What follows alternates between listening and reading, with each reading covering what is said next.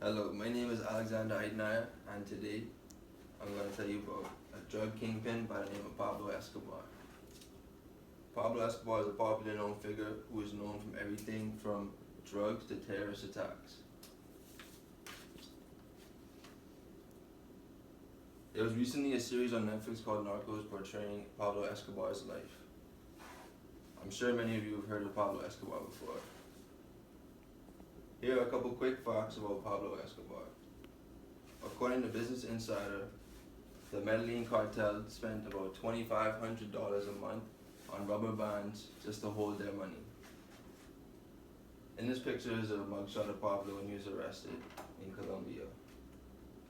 Pablo Escobar also, when he was arrested, built his own prison called La Cathedral, which had a soccer field, a barbecue pit, and patios in it.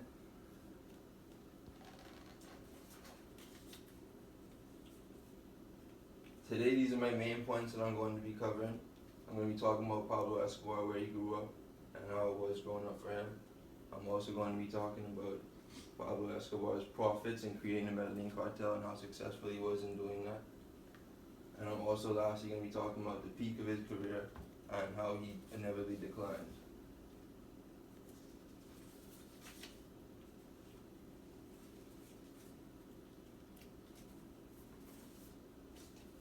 Pablo Escobar was born in Rio Negro, Colombia.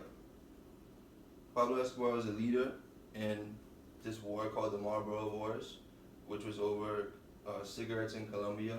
He started off smuggling cigarettes and he was involved in that war, and he was a leader in that war.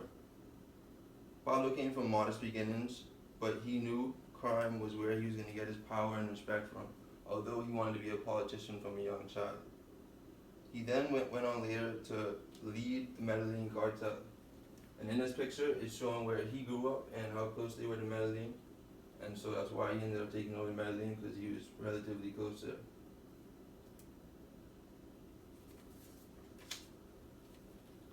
The leader of the Medellin cartel was murdered. And some people say that it was because Pablo Escobar set him up, but there's no facts to prove that. Pablo Escobar then quickly took power of the Medellin cartel. According to Business Insider, the Medellin cartel was the main exporters of cocaine to America in the 1980s. The Medellin cartel took force by killing, bribing, and torturing their enemies. And this is a picture of Pablo getting off his private plane. He also had his own plane that he bought just to fly around his money. According to biography.com, the Medellin cartel was responsible for 80% of the world's cocaine distribution in the 1980s. Pablo's success with the cartel left him to do more money than what he knew what to do with. According to Forbes magazine, Pablo Escobar, in his peak, had a net worth of about $30 billion. Escobar had so much money, he had to bury some of the money in farm fields of Colombia, and abandoned warehouses. And this is actual Forbes magazine that's showing Pablo Escobar, and where they did a little excerpt on him. But as I said earlier, he bought his own Learjet just to fly his money around. And also, when he was accounting for his money, he accounted a 10% loss for his money because rats and water would damage and eat his money. So he already accounted off the rip 10% of his money was going to be lost because he had so much money in storage that rats would eat it.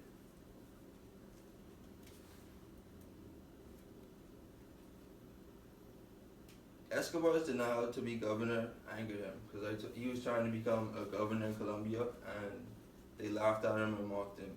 This led to a string of murders until he was evidently confronted on a rooftop by police forces, and they killed him in an exchange of gunfire. Pablo left behind billions of dollars, and the Medellin cartel was eventually wiped out by other cartels in California. Pablo Escobar was the son of a farmer and a teacher. He grew himself into one of the richest and most powerful drug kingpins of our time. His greed and violence led him to his inevitable demise, but the memories and horrors of Pablo Escobar live on forever. Thank you.